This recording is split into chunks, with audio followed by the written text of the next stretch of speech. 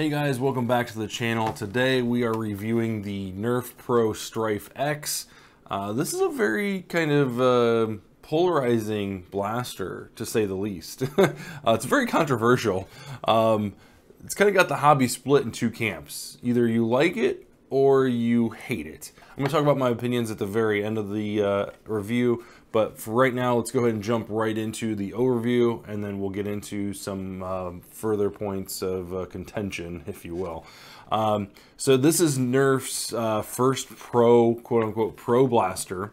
It is a semi-automatic flywheel blaster, meaning that you pull the rev trigger, it revs up your motors right here, the flywheels, and then you pull the trigger once, and it's semi-auto, so it means one trigger pull, one dart.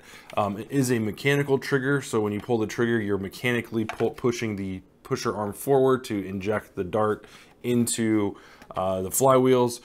So it's not like a mechanical or it's not like a electronical button that you're pressing that sends electricity to a pusher arm. It is a mechanical trigger pull, which actually feels pretty snappy. I really do enjoy that. This blaster is a short dart only blaster, meaning that there is no room in here for long darts. They have committed fully to the short dart ammunition, which is kind of astonishing for Nerf. Like, leaving behind the full darts and just kind of going full on short darts is pretty sweet. I commend them for that, because they could have very easily put long darts in here and make it, you know, long dart compatible, and you know, yeah, they didn't, which is great. Thank you, Hasbro. The magazine is Talon compatible. It's a very similar, it's a little bit longer than a Talon, but it's the same kind of geometry as a Talon. The catch is in the same spot, so you know, it's nice to see that. Let's go over the blaster itself here. So up front we have no in-strike muzzle attachment point, which we'll talk about that at the very end. You've kind of got a sling point here. You've got your flywheel bulge right here, which is not present on the left side. You have your magwell along with the Nerf Picatinny, or Nerf, I guess it's not really Picatinny. It's the same type of rail system that they used on the Hyperline, and I think it's the same one that they used on the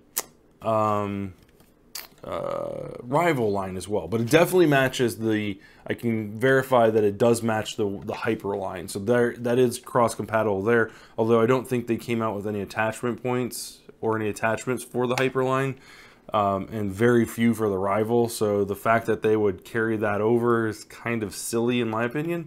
I don't know why they didn't just make it a faux Picatinny rail and give us the ability to add on our own optics and things like that, but yeah, it is what it is. Continuing on back again, like I said, you have the magwell right here.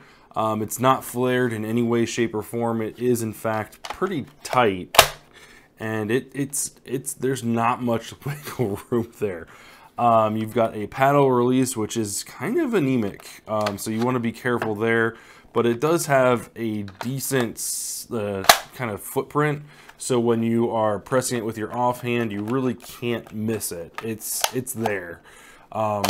It does not gravity drop whatsoever. It is a tight fit. Not flared. It is solid. Moving on back here, you do have the release for the battery. So it's kind of a two-hand thing. So you got a push button here, and that releases the locking mechanism for the battery itself. You have the battery compartment here, which houses a LiPo battery. This is a proprietary battery, all self-contained, and let me tell you, this is kind of a godsend. It might not seem like it, but it is really a godsend. For those of you that are new to the hobby, the LiPo world of that type of battery is kind of a standard for like hobbyists and super stock and, you know, modified blasters. The problem with that is there's a lot of dangers involved in the care, the charging, the discharging, the transportation, all that, you know, kind of plays into effect when you have a LiPo battery. Now, this one, on the other hand, has everything built in to where you don't need to worry about that at all. It has a USB charging cable included, so you literally USB-C, plug it into your wall wart or whatever the case may be, and there is a red light on here that basically will tell you when it's fully charged, or that it'll go off when it's fully charged. So it's red while it's charging, and then when it turns off, it's fully charged. You can't overcharge it. You can't fully discharge it. There's circuitry in here that stops you from doing that. So for example, again, for you newer non-veterans, with a regular LiPo, if you use the battery will deplete to 0. And if that happens, then your battery is dead. You can no longer use it. It won't hold a charge. So that's a problem, and that's why you add on, you know, voltmeters. That's why you add on LiPo alarms and things like that to kind of the hobby standard at this point. And that comes at an additional cost because you have to buy that circuitry. You have to buy those added parts to make sure that you're not completely depleting your LiPo battery. With this, you don't have to worry about that. It's completely self-contained, and to be honest with you, it works great. So to insert the magazine, to install it, there's 2 tabs. You put those in first towards the back. It'll kind of slide into place, and then you just push it down. And it's in there good. It's not coming out. There is no wiggle room or anything like that. To release it, again, you press the single button here, pull up on the trigger here, and then it releases. You can physically see the latch remove from the battery. So it's a nice system that they've implemented here, albeit it's, again, just like the flywheels, a little out of whack. The battery itself isn't very heavy. It's just big. And I feel like if you were to open this up, there should be some space in there to kind of slim this down. But I know there's already modders going at it and putting in the connectors, like the XD60 connector, 30 connector, whatever it is, so that we can use our normal hobby grade LiPos, and that would dramatically slim down the profile of this blaster. The silhouette just would shave an extra 1.5 to 2 inches off to the side here. So it's going to take some getting used to, but just like with the Stryfe, the original Stryfe, this kind of geometry, this type of silhouette is kind of what was the original. There was a bulge for the flywheels, there was a bulge for the battery door. It is what it is. That's just kind of how it looked. This seems a little bit more, I should have grabbed my other Stryfe, but I didn't. All right, so anyway, continuing on, we've got your jam door up top. That opens up. You can kind of see in the inner workings and things like that. Really not much to it. There is no safety on this, so you can rev the blaster up while this jam door is open. There's no magazine safety. You can rev the whole thing up while there's no magazine in. So yeah, it's definitely a 14 plus. You've got another set of rival or hyper rail here at the top, and then you've got a stock attachment point for your in-strike stuff here. Yeah, so moving down, you've got your trigger. It's a very snappy trigger. Let me take the battery out here so we don't make everybody go deaf. It's a very snappy trigger. It's got a quick return as well. From what I've heard online, there are actually 2 springs that return it back to 0. And you can remove the top one to give yourself, I think it's the top one. It's one at the top and there's one at the bottom. I can't remember exactly which one you can remove. But if you remove one of the 2, it gives you a little bit easier trigger pull. So you're not fighting both springs. You've got your rev trigger here. So as far as firing the blaster goes, I'll give you kind of a demonstration. You insert your battery, make sure it's charged, magazine with darts, goes in the mag well. Then you have your rev trigger here on the bottom and your trigger pull for insert, basically activating the pusher arm. You want to make sure your lock is forward. If it's back, you cannot pull the trigger.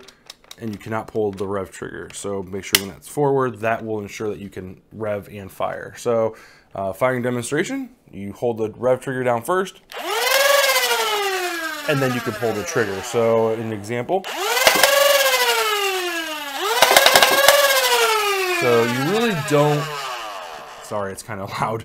So yeah, you really don't need to hold the rev trigger down very long. Like, these things spin up quick and they spin up fast. Let's see here. You also do, at the bottom of the grip, have your sling attachment point, which is awesome. It's built into the actual blaster itself. It looks like it has at least 2 screws going through it, which give me extra confidence that it will retain a sling mount pretty well. No kind of worries about it breaking or snapping off because of the molded plastic gives way. So that's nice to see there. We only have paint on one side, which really isn't that big of a deal. It's nice that they carried the black or gray from one side to the other. I guess that would be considered paint. Yeah, I guess I would consider that paint. But no logos or anything like that. All the gibberish and, you know, mumbo jumbo is all on this side. There isn't anything kind of written over here besides your Stryfe X and your Nerf Pro logo. So at the end of the day, it's kind of an ugly blaster, just like the Stryfe, in my opinion. But yeah, let's go ahead and take it out on the range and see how she does. All right, so we have the Stryfe X. The only modification that we have is we put this Pinty sight on it just to give us a good center.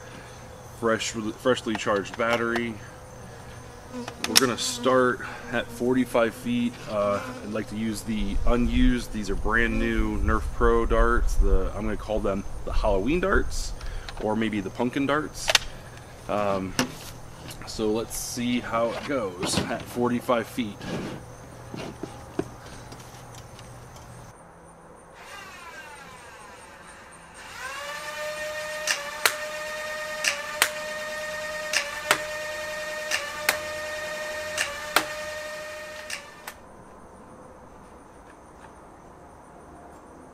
Alright, so next up we have 20 darts of the from Worker Gen 3 Plus.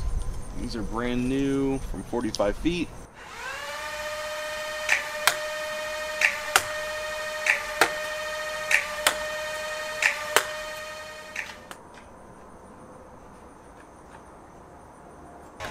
Next up we have the Ruby darts from Dart Zone, 45 feet.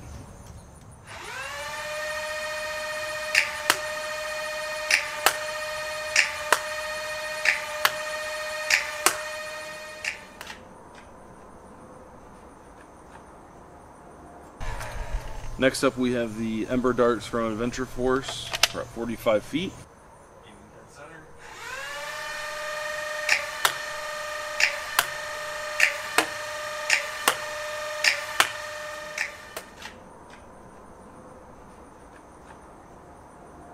And then last up we have the bamboo darts from Dart Zone. These are the 2.0 darts.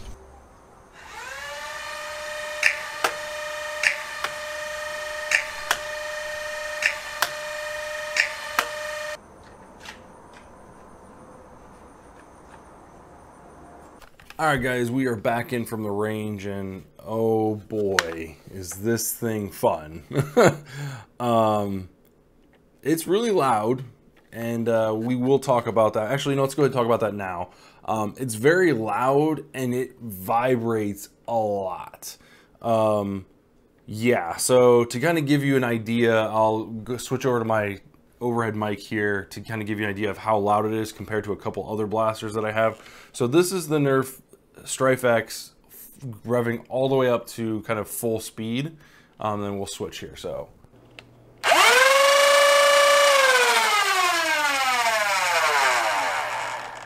there's that one. And then I've got one of my wife's Nightingales. So this is the semi-auto one. Yeah. A little bit different loud, but definitely kind of ear-piercing.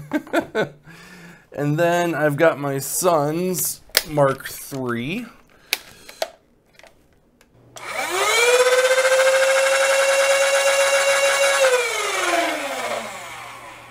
So anyway, just kind of for comparisons, not really, you know, any empirical data to kind of go off of, just kind of listening for how loud it is. The other thing that I want to mention too is this blaster vibrates like a lot. And the flywheels, I mean, in my opinion, are as close as they can get to the naked eye. Like I can't tell if they're off or anything like that. But this thing vibrates, and after putting, you know, a couple hundred rounds through it, like, you know, I could definitely feel my hand getting numb. So yeah, we'll talk about that later on, but you'll probably want to pick up a pair of gloves to kind of absorb some of that kind of vibration. But yeah, we'll talk about that a little bit more, in my opinion, at the very end. So let's go over some of the results. We're going to start with the FPS reading. So let's go and pull up that slide first and take a gander. So first up, we're looking at the Worker Gen 3, the AF Pro Ember darts, the Ruby darts, and then also the Bamboo darts.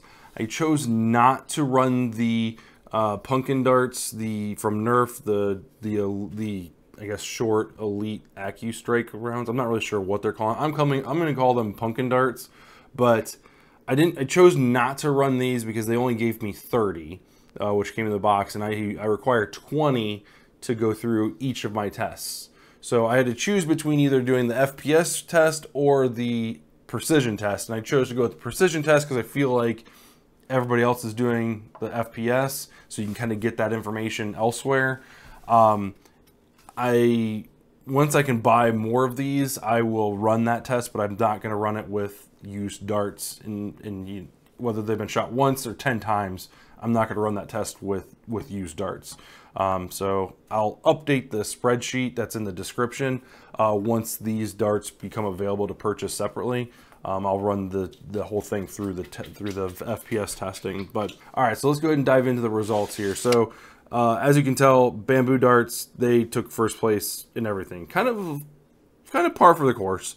The one thing that I do find kind of interesting in these results, though, is how so very close the other three darts were to each other. So if you look at the average, you know, the box claims to be 150 feet per second. That's very much true when it comes to those other three darts. You're looking at 152 for the Worker Gen 3s, 149.9 for the Ember darts, 148.4 for the Ruby darts. So all within like 2 or 3 FPS, you know, margin of error.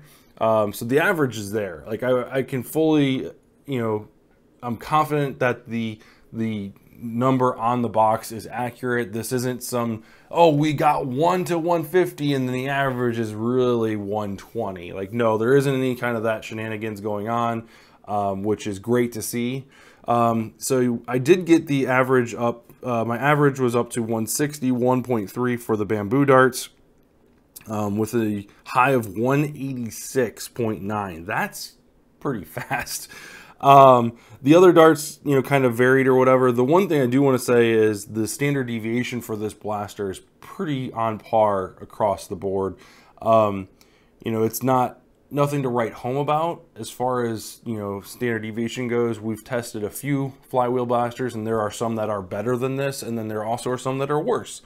But coming in at like right around that 10 to 13 point standard deviation isn't too bad. We really like to see the single digits. I'm confident saying that this is a pretty good blaster when it comes to the standard deviation. Yes, it could be better, but it's still, it's solid. The other thing I wanted to mention too is the fact that the average being at 150 for the 3 main darts and then the Bamboos being 10 points higher kind of gives you a little bit of wiggle room when it comes to what your FPS cap is. If your FPS cap is 200, then you can run Bamboos and you get 10 points closer to that. Obviously, you're not hitting 200 with this blaster, but any extra FPS you can get is a win in my book. Whereas if you're running like an HVZ where your FPS cap is capped at 150, now keep in mind that's got to be a soft cap because there are some darts that hit harder. Like for example, the Ember darts going at 167 on the high. if you've got a hard cap at 150, then this blaster is not gonna work. There's just no way. But if it's a soft cap at 150, then I would feel confident that you could get through, you know, with one of those three, you know, the embers, the rubies, or the worker darts. I would like to see how these darts stack up in FPS readings. Keep in mind, I think these measured out to be 0.9, whereas like the worker, the ember darts, and the ruby darts, those are all 1 gram darts. So these are slightly lighter, which might indicate that they fly faster because you're not having to push as much weight. Nevertheless, like I said, we'll get those readings to you when we get some new darts in. But for now, let's go ahead and continue on. Our next slide is going to be the one that kind of is at the forefront of everybody's mind, is how do these darts perform as far as accuracy and precision goes? Well, we've got a precision slide for you. So looking here, you've got a pretty good grouping. Yeah, it's a little low and to the right. This is at 45 feet. 35% accuracy. Again, we're taking the accuracy percentage with a grain of salt because I didn't zero in my sight. I literally slapped it on there and shot some darts down range. And if, you know, the darts were making it to the target, I'm going to call that a win. So in this case, they definitely made it to the target. So we just kind of ran with it. So we shot 20 darts, 20 brand new darts at our target, 45 feet. The target is 2 feet wide. We had a really good showing. Like, you're really, you know, these darts performed surprisingly well. I'm kind of scared and impressed at the same time. Because when you think of Nerf, you think of Nerf Elite 2.0, and you think of, wow, I'm getting a blaster that has horrible darts and I'm gonna have to buy separate darts to shoot with my Nerf blaster. Not so much the case with the pumpkin darts. I'm kind of excited. Moving on to our next slide, we've got the traditional 4 darts, our ember darts, our Gen 3 darts from Worker, and the ruby darts. It looks like I mislabeled the bamboo darts. That's my fault. So yeah, correction there. The bottom right should be the bamboo 2.0 darts. At any rate, you can kind of see there's actually some kind of outliers here and some darts that performed fairly well. So the bamboo darts, while had a very poor accuracy, did a pretty good job as far as their cluster goes, as far as their grouping goes. There was a few outliers, but if you kind of take off the 3 that hit the target and the 2 that kind of went to the left a little bit, that group of 15 was pretty much spot on. And I do show that there were 2 that fell short of the frame, so those are the 2 kind of half circles or whatever. Those 2 hit just below the fence line, so not too far down, but just enough to register a off the frame kind of reading. So nevertheless, that grouping really is kind of impressive, and it's just a simple, you know, modification or alteration to, you know, the elevation of your sight, or tilt up the blaster 1 degree, maybe 2, and you're there. The ember darts had, again, a similar showing, and I'm kind of impressed. I would never recommend buying ember darts just because they're a pain in the butt to find in the grass. And their performance is usually lousy. But for the Stryfe X, it kind of enjoyed them. It's performed just, I would say, just as well, if not better, than the bamboo darts when it comes to the grouping. It's a different story for the ruby and the worker darts, I think. So the worker Gen 3s, I think, were the ones that kind of struggled the most out of the 4 darts, out of the 5 darts rather. But you have to keep in mind, this has still got that 2 foot, you know, gap, you know, spacing between the darts. So it's not really that bad. It's just it didn't have as good a grouping as the other 2. Okay, so that brings me to kind of my overall final thoughts and review of, you know, kind of what we're looking at as far as recommendations go. So for the actual dart selection, if you're looking for accuracy and you're looking for highest FPS, you're obviously going to want to go with the bamboo darts. If you're, you know, coming in at, 161 feet per second on the high, and then, I'm sorry, on the average, and then 186 on the high. That's pretty good. As far as the standard deviation goes, having the best standard deviation is, in my opinion, the top metric to look at. You know, if you can hit the high, if you've got a good high but a horrible low, you know, your standard deviation is going to be so out of whack that you won't know, like, okay, when I pull this trigger, is the dart going to hit my target or is it going to fall short? Or are you going to pull the trigger and is the dart going to go over my target because they're too close? Like, there's a lot of things to consider. So in my opinion, standard deviation is king. So Bamboo 2.0 coming in at 10.8 is kind of a no-brainer.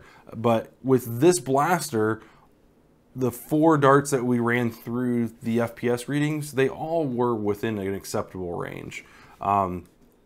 Obviously, if your FPS limit is 150, then Bamboos are out, and one of the 3 other ones are going to be your kind of bet. So it's kind of up to you what you would like to go with. Again, price and precision is kind of where you're going to look at. The one thing that I would really kind of like to see is how these compare to the other ones. I think this is going to be a viable option going forward. I really, really do. The optimal range for all of these darts is going to be 40 feet. 45 feet was just a little bit too far away, to the point where you're going to have to lift up your blaster a couple degrees to get it to reach. And by lifting your blaster up, you're not going to, I don't want to misconstrue this. It's not going to like coast the darts in. It's gonna send them in straight. It's just, you got to remember to kind of, you know, rather than aiming for the chest, aim for the neck or aim for the head, and then you're gonna get, you know, kind of chest shots. If you're aiming for the chest, then you're gonna, you know, lower torso, legs, or you might miss. But I believe, you know, 40 feet is gonna be your kind of your dead center, you know, leveled out shot. You know, close quarters combat, you won't have to arc it at all. 40 feet is where it's kind of at for this particular blaster, which is good. Close quarter combat's kind of what this thing is going to be used for, in my opinion. You're not going to be sniping anybody from 75, 50, you know, feet away. It's going to be 40 feet, 45 feet-ish. Definitely anything less than that, this thing is going to be an absolute tack driver. So moving on, features I enjoy about this blaster. Number one, and I don't think this can be stated enough, is this thing right here. Not the size, not the shape, because that's the size and shape are awful. But the fact that this is included with the blaster is huge. When you think about how much a LiPo costs, the technology in here is what I'm kind of talking about. So the LiPo battery, you're looking somewhere between $15 to $20, sometimes more, depending on how big a battery you get. But $15, $20 for the battery. There isn't a LiPo alarm in here. Those run $6 or so on like out of darts and things like that. But the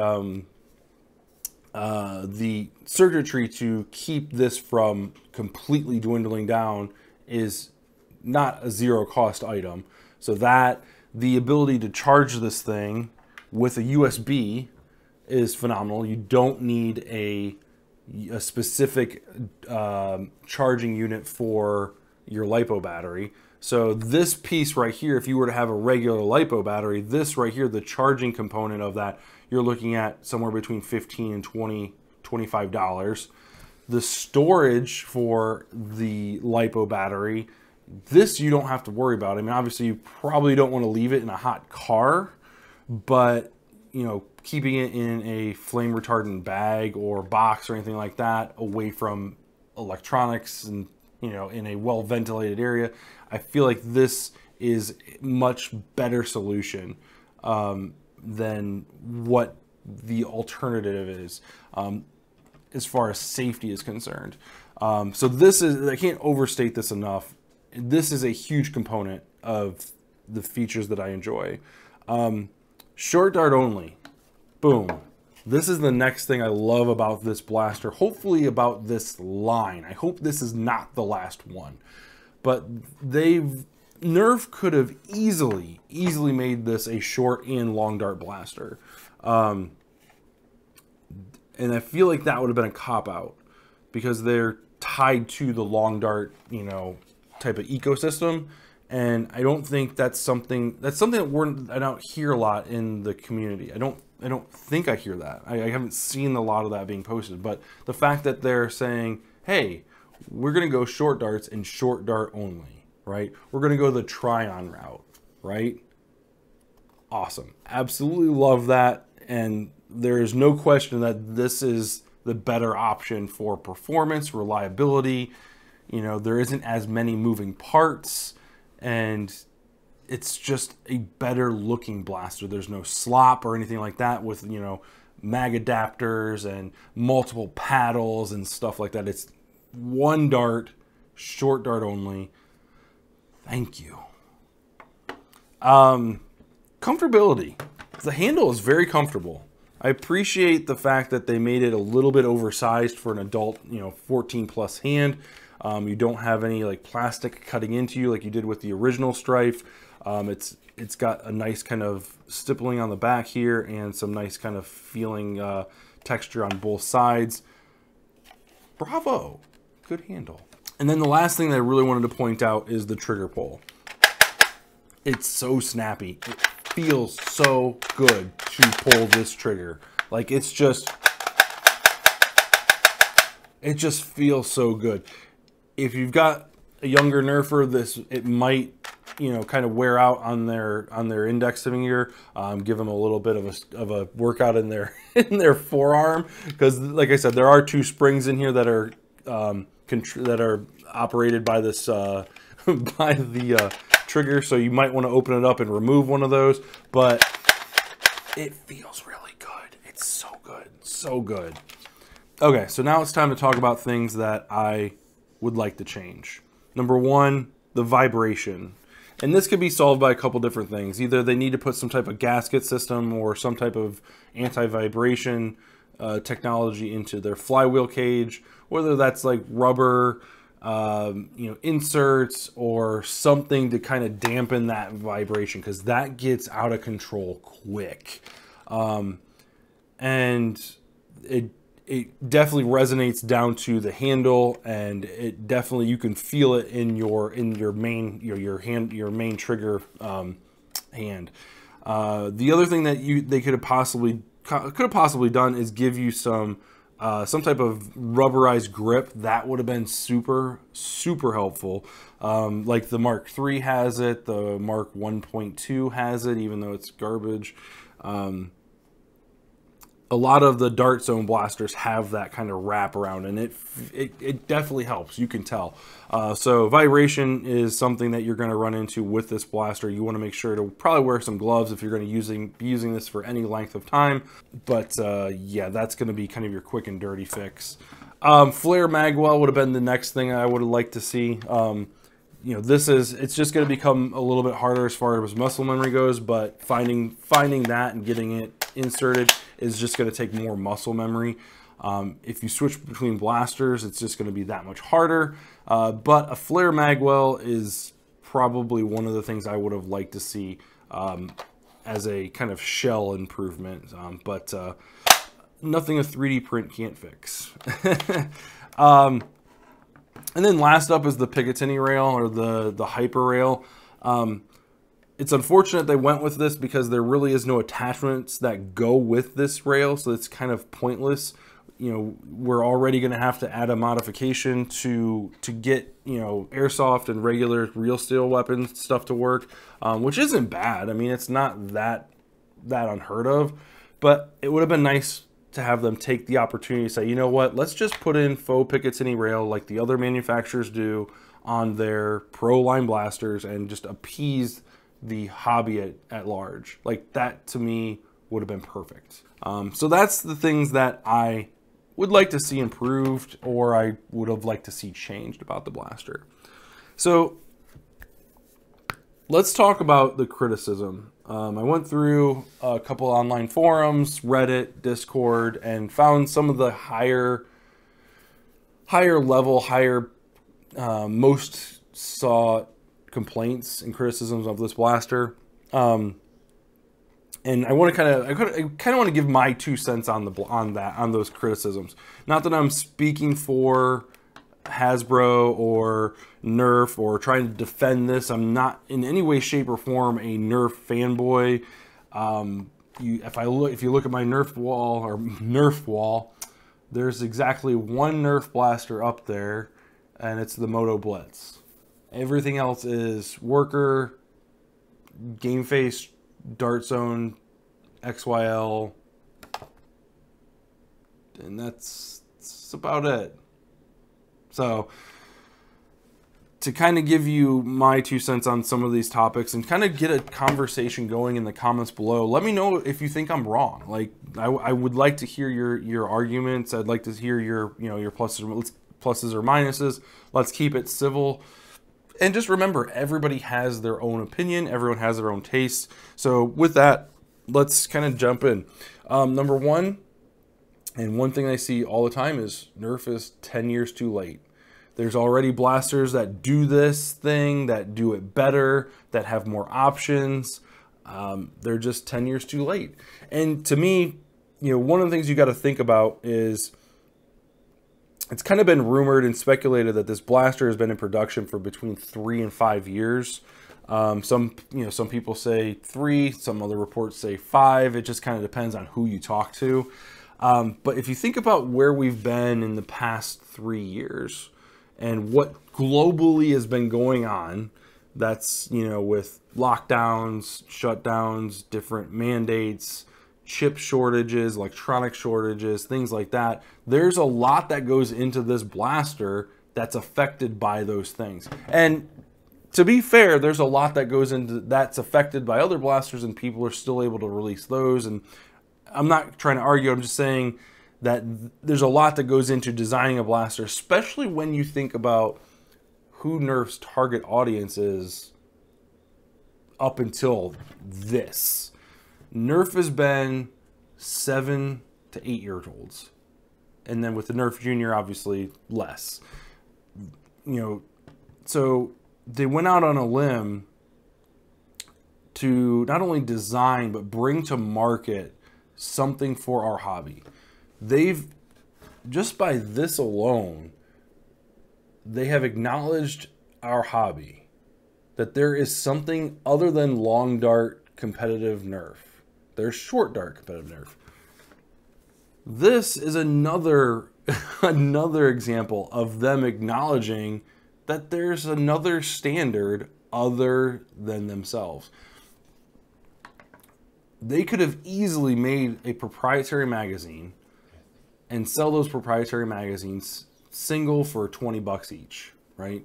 If you buy a new Worker magazine from Out of Darts, it's going to run you 11, 12 bucks for a single one. You can get, I think it was what, $15 or $20 for 2 of these. So they could have easily gone the super greedy corporate route and made a proprietary magazine. I think that probably would have been the end for this line, is if it didn't take Talon magazines, no one was going to buy it, because who wants to buy into yet another proprietary? If you can't use this in any other blaster, then why?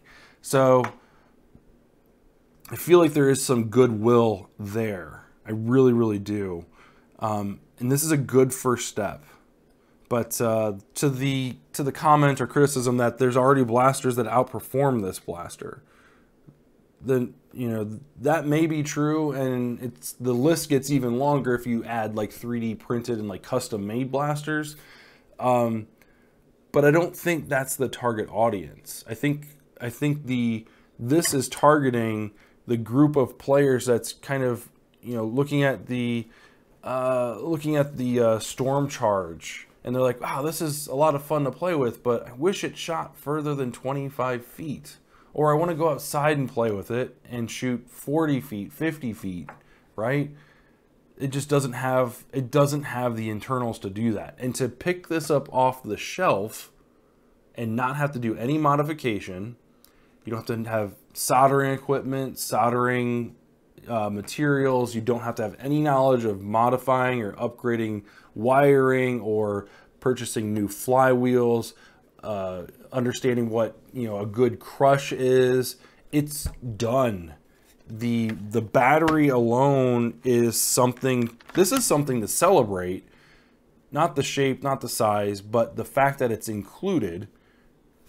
The charging solution's included. Like, there's a lot of good going on here. And while the first step might not be the best or the most economically viable, I'm not gonna lie, $120 for a semi-auto blaster is a lot of money. It really is. It's a hard pill to swallow, especially when you can think about the other kind of sidearms or, you know, similar blasters that you can get. You know, the Omnia, for example. If the Omnia had released like it was supposed to a month ago and there were no manufacturing issues, you know, it's hard to compare the two because of the price. When you compare price versus features, you know, that type of blaster is more feature rich.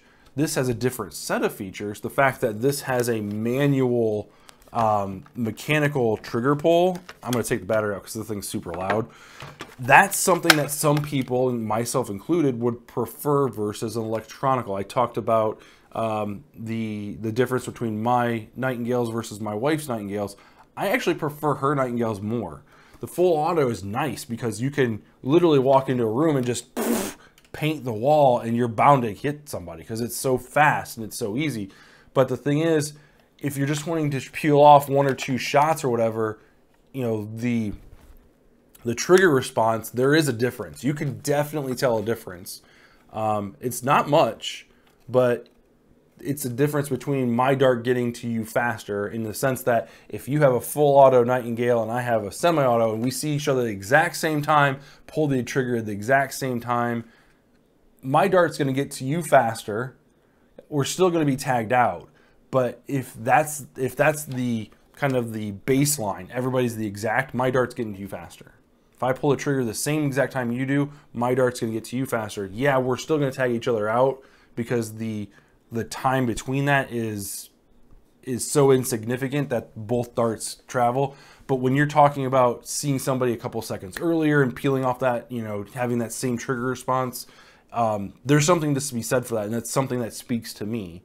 Now, that, you know, that same type of mentality is definitely present over on the Omnia side or other blasters that have the electronical triggers.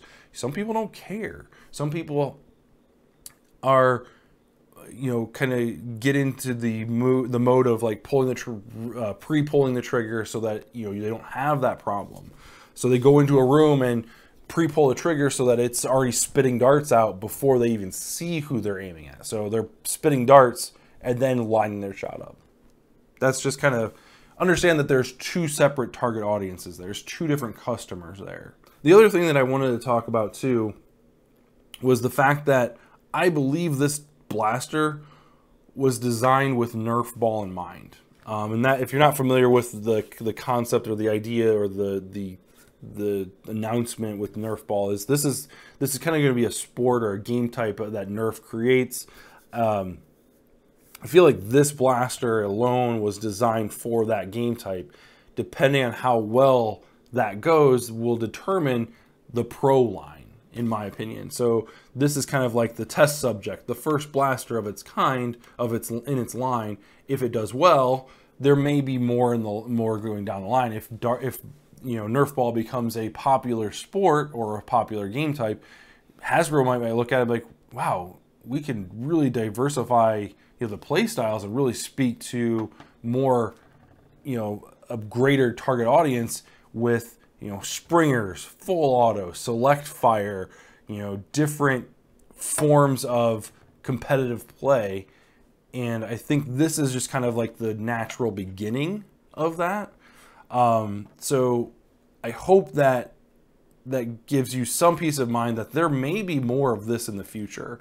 I hope.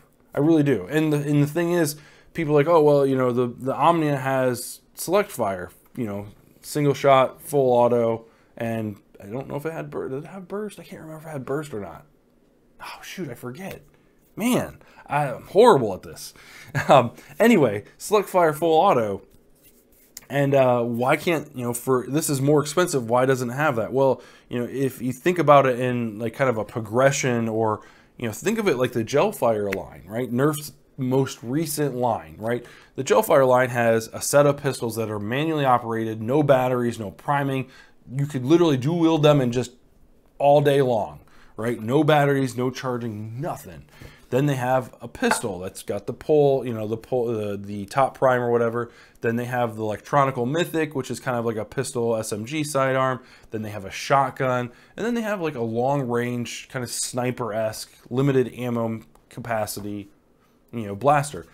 With that line of thinking, each one of those blasters is not competing with the other, right? You would go with the long range sniper rifle if you're interested in long range sniping, and you can shoot, it shoots slightly harder, and you know, you've got, you know, a longer barrel, so it's a little bit more accurate. Whereas with like the pistols, not as accurate, and because when you're literally pulling the trigger, which is priming the blaster and firing it all at the same time, the accuracy isn't going to be nearly as good. It's not going to have as high as, you know, FPS because of, you know, the sheer mechanics of the thing. But neither one of those blasters steps on the toes of another blaster. If they apply that same logic to this line, can you imagine what Nerf and Hasbro has here? Like, yes, this is expensive, but when it comes to the idea of a company needing to make a profit off a blaster, especially if it's been in production for 3 to 5 years, you need to think about, okay, yes, this blaster is more expensive, but think about this. They've already got a cage made up. They've already got the R&D for the magazine, the dart size, all that's already made up. How hard would it be for them to put into a blaster similar to this a selector switch that makes it go from single fire to full auto? Or how hard would it be to have a selector switch where it goes from, you know, or a blaster that just does 3-round bursts? The geometry is there, you know, the R&D is there. They just need to add in a few extra things and release a new blaster so it doesn't step on this one's toes. So this one still has a place in the hobby, right? For us people that like select single semi-auto, manual trigger pull, no electronical pusher, right? There is a group of people out there that prefer that. Absolutely. I love the fact that I can pull this trigger as fast as I can, and as long as this spring is as powerful as it can be to keep up with my trigger pull, I'm all set. There's another group of people that want full auto. There's another group of people that want, you know, want the select fire. All these people can be satisfied with separate releases. There's so much money for them to be made here that hopefully the price of this did not scare off the hobby. That's the one thing that worries me. So the other thing that I'm seeing is, well, you could mod a original Stryfe and get the same performance. You get the same thing for much cheaper. And to that, like, I kind of lean back on the, you know, that's the target audience isn't the people that are putting together these Stryfes that are, you know, modded to shoot short darts, that have, you know, full auto kits in them, that have, you know, voltmeters and all that stuff, you know, upgraded, you know, Krakens or Loki, whatever, you know, whatever flywheels. Though this blaster isn't going to replace you. This blaster to me is to the person that doesn't have all that equipment, doesn't have 10+ years of knowledge of modifying blasters. This is for the person that's going from a Moto Blitz or a Storm Charge and says, you know what, I want to get in on a super stock game. I want to get in on a game that the FPS limit's 200 or 150 or whatever. Anyway, guys, final thoughts. Is this blaster perfect? No. No. By no stretch of the imagination is it perfect. Would I recommend this blaster for someone that's been in the, you know, super stock modding community, you know, for 5+ years? No. I don't think I would. If you're looking to get into super stock and you don't want to deal, you don't have a soldering iron, you don't have all the equipment to build a custom made Stryfe or whatever 3D printed blaster, this is a viable option to go into. It still has customization options. You still have a stock attachment point. So if you've got those blasters, you know, piling up and you've got a favorite stock, this will work. It absolutely will work. It's not a Springer, so you don't have to worry about being, priming on it. So you don't have to worry about it breaking. That's my biggest concern. On a flywheel blaster, this is fine. I absolutely love this. In fact, I would pair this with the stock that comes with the Thunderbolt, so that way you have a buffer tube top stock. It gives you even more customization as that goes.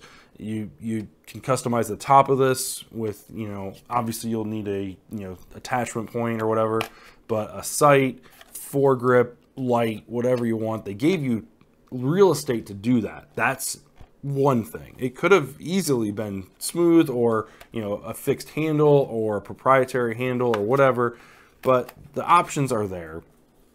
Are there flaws and shortcomings? Sure, absolutely. Is this blaster going to replace somebody's fully kitted out original Stryfe? No, it's definitely not. It's not. That's not it. But for me, this is an excellent entry point for someone that's looking to get into the hobby, and that's something that we should celebrate, and we should not frown upon.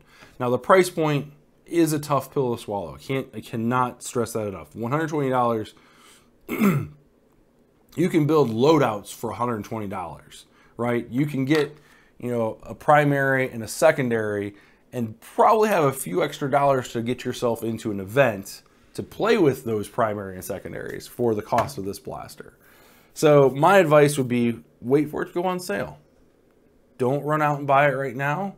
There's plenty of Springers. If you're looking to get into super stock, you can get, a long shot for $30. And for, an extra $20, you can upgrade it to where it's going to shoot close to 200 feet per second, give you a little bit more reliability with a metal plunger tube. That's a good way to get into the hobby.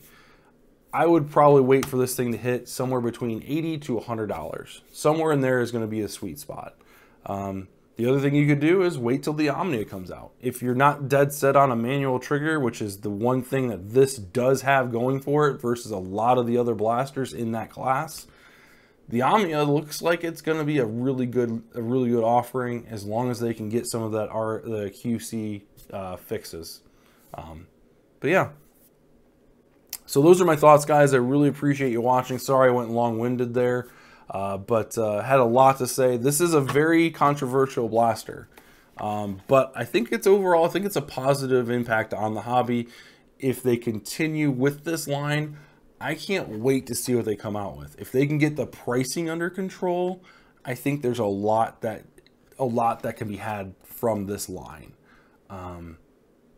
As long as they're looking at what they did with the Gelfire line, I think we've got some good things coming down the pipe. Please, Hasbro, I know you're not watching this. Don't let this be your only pro blaster. Do not. You have a gold mine sitting right in front of you, speaking to a whole new group of Nerfers, right? You've got a group of Nerfers that grew up on the Moto Blitz, grew up on the Nerf Elite 2.0 line and how terrible that was, that are ready for better performance, better modularity, better customization, just all around a better blaster. And you've really got a good thing going here. So don't screw this up. Thanks again for watching, guys. We'll see you in the next one. Make sure you leave a like, comment on the video, and let me know what you think about the Nerf Stryfe X. And if you're interested in other flywheel blasters, I've got a review. I will put one up here. And then if you're wanting to get into super stock, higher performance FPS, I'll put a Springer option review down here so that you guys can have a couple different variations to go through. So thanks for watching, guys. We'll see you in the next one.